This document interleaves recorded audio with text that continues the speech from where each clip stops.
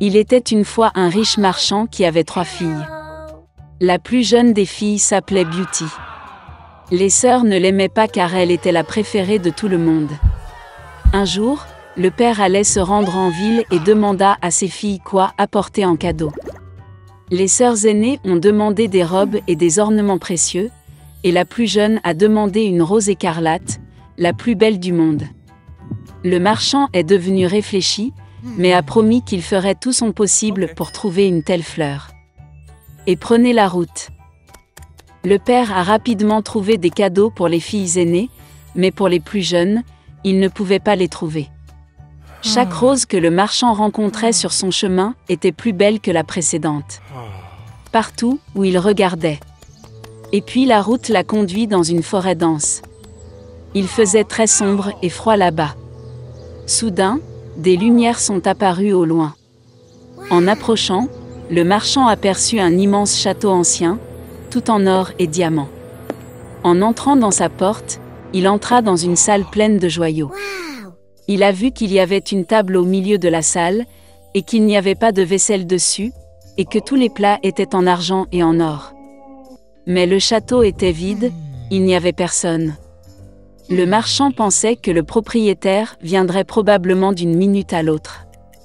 Il a attendu 1 heure, 2, 3, personne ne s'est présenté.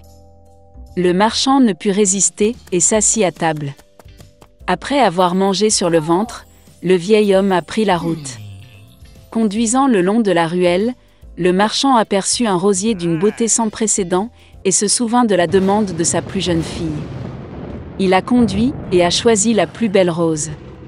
Au même moment, la foudre a éclaté, le tonnerre a frappé, il y a eu un rugissement, et il s'est levé, comme hors du sol, devant le marchand, et non pas une bête ou un homme, mais une sorte de monstre, terrible et poilu. C'était trop en colère que le marchand ait choisi sa fleur préférée au lieu de remercier le propriétaire pour son hospitalité. Le vieil homme était très effrayé et a dit qu'il ferait n'importe quoi, tant qu'il ne le tuerait pas. Pour une telle offense, la bête a accepté d'épouser une de ses filles. Mais seulement celle qui veut venir elle-même, par amour pour son père. Et si aucun ne vient, alors la mort du marchand. Le vieil homme était en deuil et décida de rentrer chez lui, pour dire au revoir à ses filles. Il ne voulait abandonner aucun d'entre eux pour une bête féroce. Je suis monté à cheval et je suis rentré chez moi. Ayant rencontré les enfants, il a fait des cadeaux à tout le monde et a raconté ses aventures.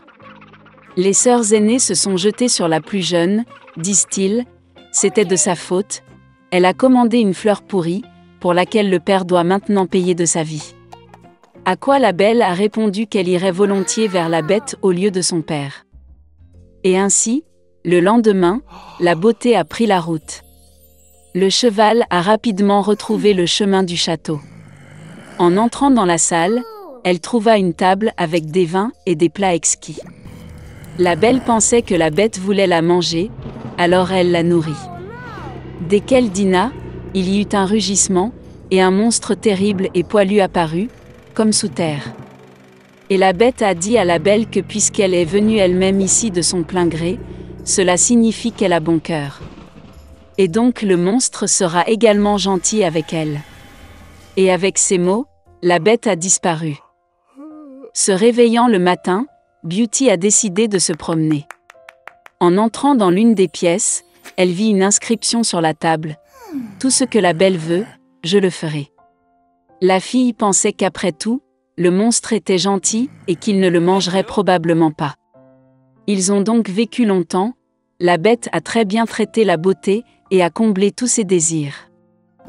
Un jour, la fille a rêvé que son père était malade. Elle voulait vraiment lui rendre visite. La belle a demandé en larmes à la bête de la laisser partir, et a promis qu'elle reviendrait certainement. Le monstre a répondu qu'elle était libre et qu'elle pouvait revenir quand elle le voulait. Le lendemain, Beauty a enfilé ses vêtements les plus chers et s'est rendue chez son père. Il était très heureux de voir sa fille saine et sauve. Ses sœurs accoururent et virent qu'elle était devenue encore plus belle, et même habillée en reine. Une semaine plus tard, La belle a rêvé que la bête était allongée sur l'herbe dans le parc et mourait. Elle s'est réveillée avec horreur et a décidé de revenir d'urgence et de le guérir. Quand la fille s'est approchée du château, elle a vu le corps sans vie de la bête sur l'herbe. Son cœur se brisait de pitié. La beauté se précipita vers lui avec des larmes et l'embrassa.